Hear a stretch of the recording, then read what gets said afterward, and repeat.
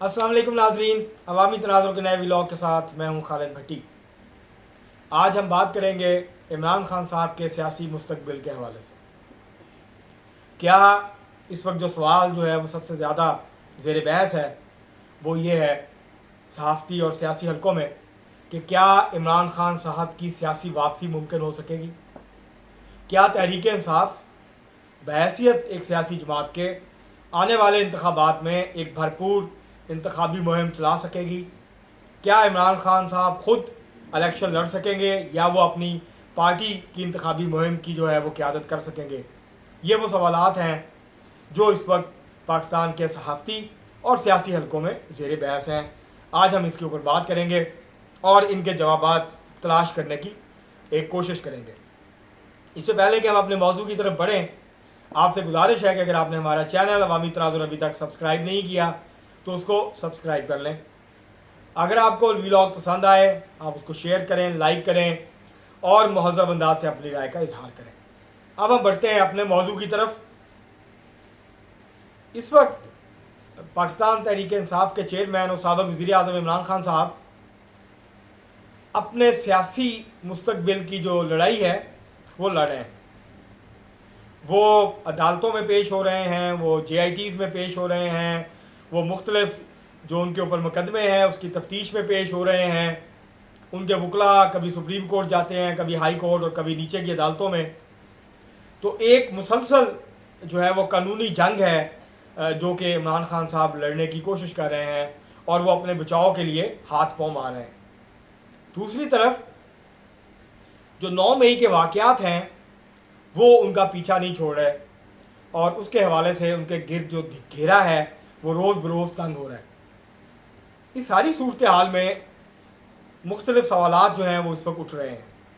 पहला सवाल ये है कि क्या इमरान खान साहब 9 मई के वाक़यात के बाद जो सूरत हाल पैदा हुई और उनके और इस्टेब्लिशमेंट के दरमियान जो बहुत ज़्यादा फासले बढ़े, क्या इमरान खान साहब अगले चंद हफ्तों में ऐसा कर सकते हैं कि जिसके नतीजे में ये फासले कम हो सकें और इमरान खान साहब को सियासत करने का मौका मिल सके जो कि वो करना चाहते हैं। और तहरीक इंसाफ जो है वो मुख्तलिफ अफवाहें फैलाती है, मुख्तलिफ ख़बरें फैलाती है। कभी वो कहती है, उनका जो सोशल मीडिया है वो कहता है कि इमरान खान साहब और army chief general Syed Asim Munir साहब के दरमियान मुलाकात हुई है।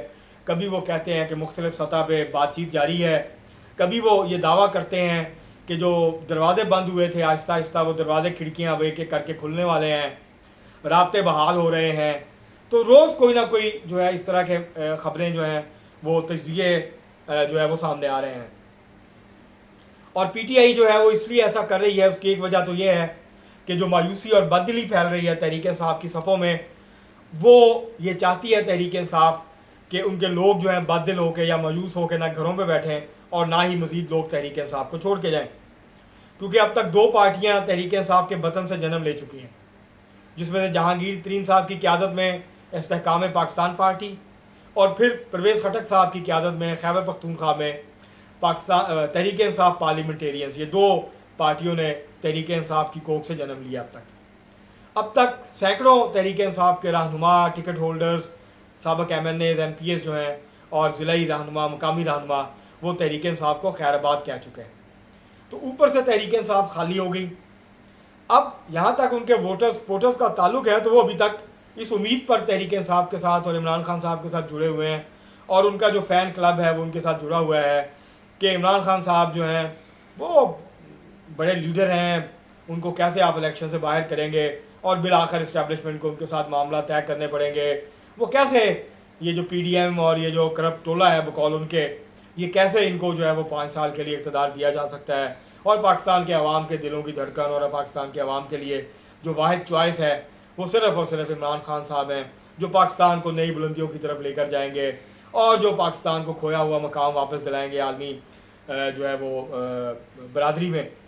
लेकिन अगर आप शब्बर ज़ैदी साहब ने कुछ दिन पहले जो शाहज़ेब खानज़ादा साहब के प्रोग्राम में Jio TV पे इंटरव्यू दिया है, अगर आप उसको सुन लें तो फिर आपको अंदाज़ा हो जाता है कि इमरान खान साहब किस तरह की बुलंदियों पर पाकिस्तान को लेके जाना चाह रहे थे। बल्कि शब्बर ज़ैदी साहब ने जो कुछ कहा वो तो पाकिस्तान को पस्तियों में जो है वो धकेल रहे थे और लेके जा रहे थे।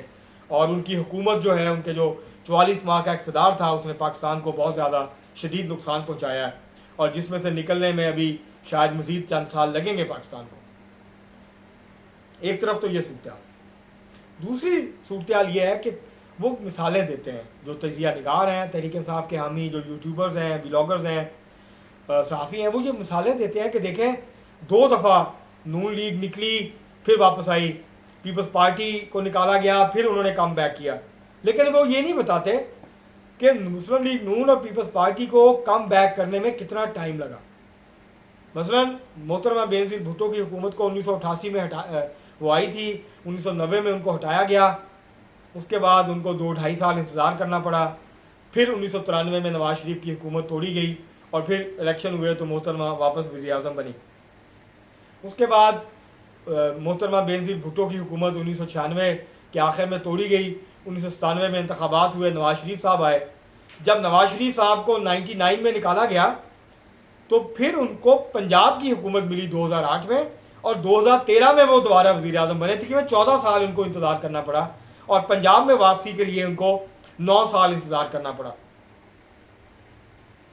तो जब आप इक़्तिदार से निकाले जाते हैं तो फिर आपको काफ़ी देर इंतज़ार करना पड़ता है, फिर आपकी वापसी हो सकती है। इस दौरान अगर आप अपने मामलात को ठीक रखें, इस्टेब्लिशमेंट के साथ अपने मामलात को दुरुस्त कर लें, तो फिर आपकी जो वापसी है वो मुमकिन होती है। लेकिन अब तक ऐसा नहीं हुआ कि किसी लीडर को इक़्तिदार से निकाला गया हो और महज साल में या 1.5 साल के बाद उसकी वापसी हो गई हो दोबारा। उसके लिए और इमरान खान साहब जो हैं, अब तक जिस हालत में तहरीक इंसाफ पहुंची और इमरान खान साहब ने जो अपने आप को बंद गली तक पहुंचाया है, यहाँ तक पहुंचाने में इमरान खान साहब का अपनी बहुत सारी गलतियाँ हैं, उनका अपना बहुत सारा कसूर है। उनका जो तर्ज़ सियासत और तर्ज़ अमल है, उसने उनको यहाँ तक पहुँचाने में बहुत अहम किरदार अदा किया। उन्होंने पे दर पे गलतियाँ की, जिसके बाद जो है वो इस हालत में पहुँचे। तो इतना आसान नहीं है कम बैक करना साबिक़ वज़ीर-ए-आज़म के लिए और चेयरमैन तहरीक इंसाफ के लिए। और क्योंकि जैसे जैसे इंतखाबात करीब आएंगे, इलेक्शन शेड्यूल का ऐलान होगा, और अगर मामला तय नहीं हुए, कोई 1 माह है तकरीबन जो है इमरान खान साहब के पास, अगर उन्हें अपने मामला सीधे करने हैं, और अगर वो नहीं कर सके अगले चंद हफ्तों में ये सब कुछ, तो फिर तहरीक इंसाफ के लिए मुश्किलात और बढ़ जाएंगी। बहुत सारे और रहनुमा जो इस उम्मीद पे हैं, टिकट होल्डर्स जो इस उम्मीद पे बैठे हैं कि शायद कोई मामला ठीक हो जाए, वो फिर मायूस होंगे और फिर वो पार्टी छोड़ेंगे और वो मुख्तलिफ पार्टियों का रुख करेंगे या आज़ाद हैसियत से इलेक्शन लड़ेंगे। तो अगर बहसीत मजमूई देखा जाए और पाकिस्तान का जो अगला सियासी मंजरनामा तश्कील पा रहा है, जो अब साफ होना शुरू हुआ है, मंजरनामा वाज़ेह होना शुरू हुआ है, तो उसमें ऐसा नहीं लगता कि इमरान खान साहब का कोई बड़ा किरदार है या तहरीक इंसाफ का जो है वो कोई बड़ा किरदार जो है वो बनने जा रहा है। बल्कि उनके जो है तोशाखाना जो केस है वो उनके गले पड़ गया है, और अब वो अपना केस जो है वो मुसलसल आगे बढ़ रहा है। अभी तक उन्हें ना हाई कोर्ट से रिलीफ मिला है इस हवाले से, ना सुप्रीम कोर्ट से। अब दोबारा कोशिश कर रही है तहरीक इंसाफ के वकला कि सुप्रीम कोर्ट से रिलीफ मिल जाए और किसी तरह से ये जो ट्रायल है इसको रुकवाया जाए, क्योंकि ट्रायल जो है वो अख्तामी मराहिल की तरफ बढ़ रहा है और उसका फ़ैसला जल्द मुतवक्को है। और अगर इमरान खान साहब डिस्क्वालीफाई हो गए और उनको कैद की सज़ा भी हो गई तो ये बहुत बड़ा धचका होगा तहरीक इंसाफ के लिए। और उसके अलावा जो बाकी केसेस हैं उसके अंदर भी आहिस्ता आहिस्ता मामला गिरफ्तारी की तरफ बढ़ रहे हैं, मामला जो हैं वो तफ्तीश जो है वो अख्ताम की तरफ जो है वो बढ़ रही है। तो इस सारी सूरत हाल में अभी तक नहीं लगता कि इमरान खान साहब की मुश्किलात आने वाले दिनों में कम होंगी, या तहरीक इंसाफ के लिए जो है वो रास्ते या दरवाजे जो बंद हुए हैं वो खुलेंगे, और तहरीक इंसाफ और इस्टेब्लिशमेंट के दरमियान जो मामलात हैं वो बेहतर हो पाएंगे फौरी तौर पे। क्योंकि उसके लिए जो कुछ इमरान खान साहब को करने की ज़रूरत है वो शायद इमरान खान साहब अभी तक करने पे आमादा नज़र नहीं आते। उनको समझ नहीं आ रही वो सूरत हाल को।